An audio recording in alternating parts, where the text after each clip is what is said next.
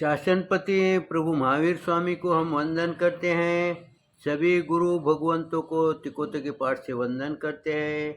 श्रद्धावान भाई और बहनों, आपके अंदर विराजित आत्मा को माजलगांव से सुभाष कोठारी का सादर प्रणाम, सादर जय जय।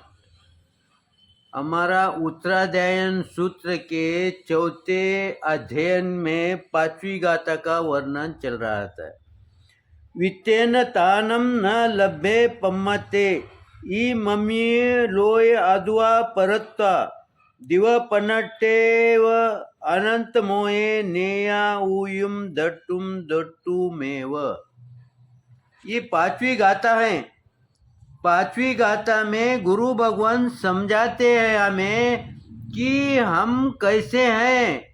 गुरु भगवान समझाते हैं कि हमारे में कुछ लोग ऐसे हैं, वो क्या करते हैं, येन केन प्रकारे धन अर्जित करते हैं। काय के लिए धन अर्जित करते हैं? वो कहते हैं, वो सोचते हैं, उनकी आदत होती है कि हम कैसे भी करके धन कमाएंगे तो हमारे को जब संकट का समय आएगा, जब हमारे पर विपत्ति का समय आएगा, उस समय हमारे को ये सहायक बनेगा। अधिकतर हमारे में वही लोग हैं जो कि धन से हम कुछ भी कर सकते हैं, ये धारणा मानते हैं, ये धारणा धारण करते हैं। और साथ में यही लोग ये भी सोचते हैं कि हम इस धन से हमारे संकट, हमारे मुसीबत में से तो बाहर निकलेंगे ही, साथ में ही समाज के लिए, धर्म के लिए कुछ कल्याणकारी कार्य करेंगे। लेकिन ये गुरु भगवान समझाते हैं, ये मिथ्या मान्यता है। ये मिथ्या मान्यता है, यानी ये धर्म के प्रति सही नहीं है। हम कभी कभी सोचते हैं हमारे को इधर से आया ना, इधर समाज में लगा दो या दान धर्म में लगा दो।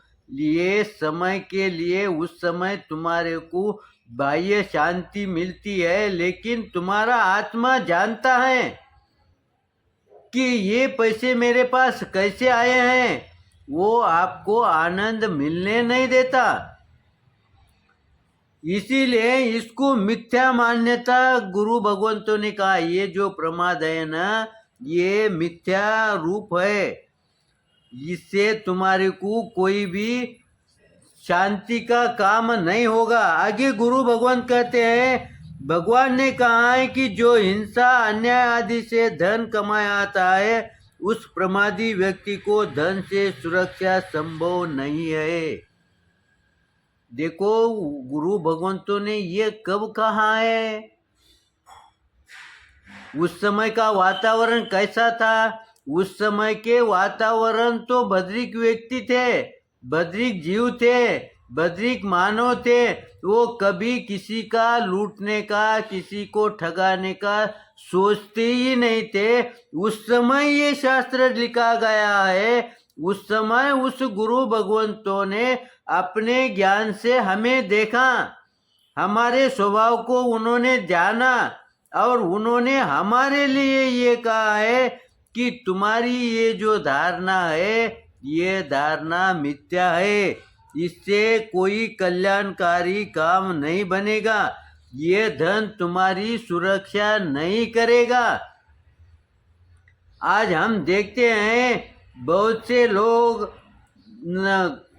समझो पत संस्था जैसे हम क्या बोलते हैं, ये बैंक का व्यवहार अच्छा है, वो पत संस्था डालते हैं, करोड़ों की पूंजी जमा करते हैं, लेकिन उसका दुरुपयोग जब वो करते हैं, प्रत्यक्ष हमारे देखने में आता है कि जब प्रत्यक्ष वो दुरुपयोग करते हैं और किसी का देने के लिए वो हाथ ऊपर करते हैं, उस समय जब उनको अरेस्ट होती है, आज कई दिनों से वो जेल के अंदर बंद है, फिर कहाँ गए उनका परिवार?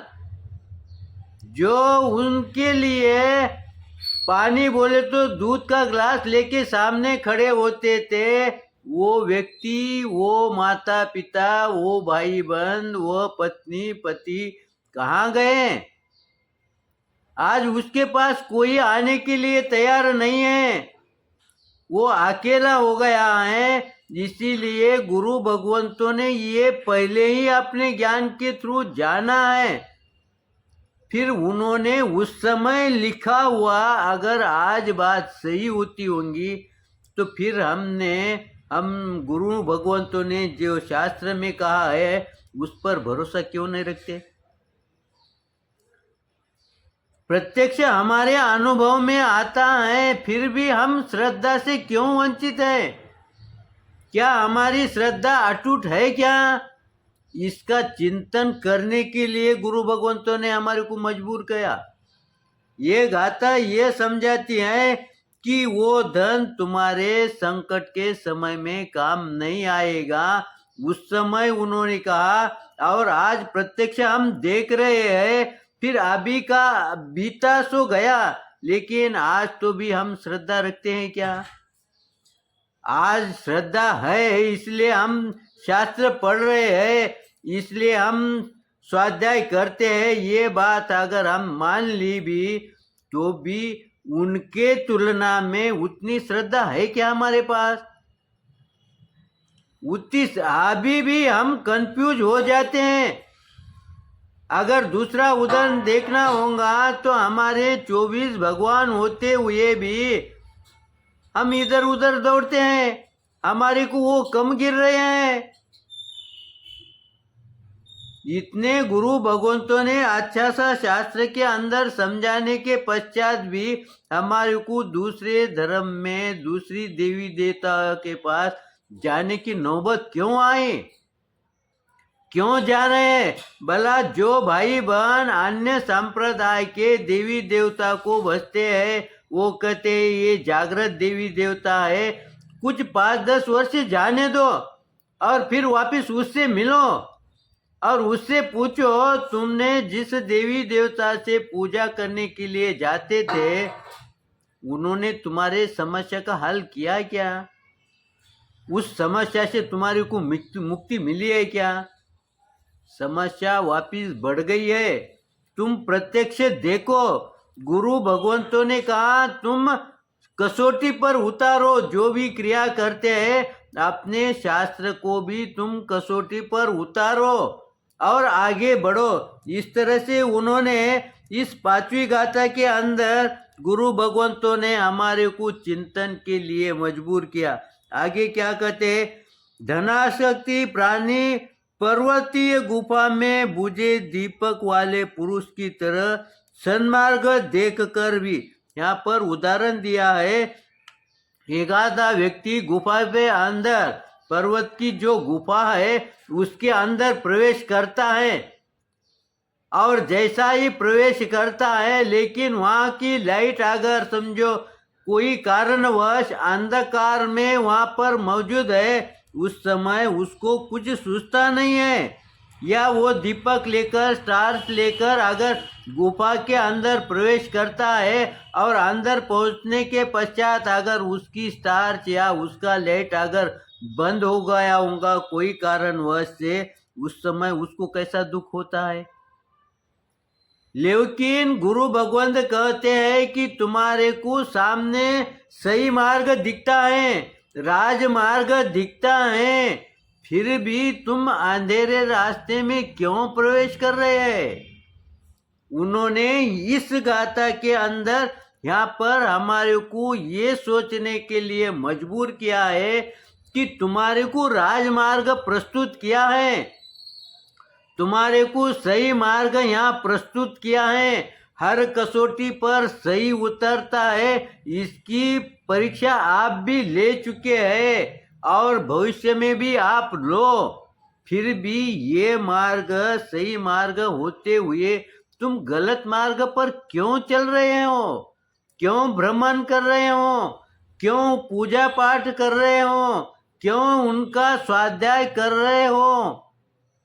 वो तुम्हारे को शांति देने वाला नहीं है। तो फिर उस पर क्यों तुम समय बर्बाद कर रहे हो। इसीलिए गुरु भगवंतों ने ये पांचवी गाथा के अंदर आज की जो हमारी जीवनचर्या चल रही है, आज हम इधर उधर भटक रहे हैं, आज हम सोचते हैं कि स्थानक में क्यों नहीं आ रहे हैं, जो नहीं आ रहे हैं वो अभी कहाँ हैं देखो, वो कोई ना कोई मंदिर में, कोई ना कोई अन्य पूजा पाठ में व्यस्त है, लेकिन उस पर उसको हमारे शास्त्र पर, हमारे मंदिर पर, हमारे स्थानक पर श्रद्धा नहीं है। और ये गुरु भगवंतों ने कहा कि तुम कितना ही भटकेंगे तो भी तुम्हारे को सही मार्ग मिलने वाला नहीं है, क्योंकि तुम गलत मार्ग पर चल रहे हैं। समय को देखते हुए हमारा ओर से कुछ गलत चिंतन आया होगा तो आप क्षमा करेंगे, सही आया होगा तो लाइक करेंगे, शेयर करेंगे। इसी आशा के साथ ओम शांति।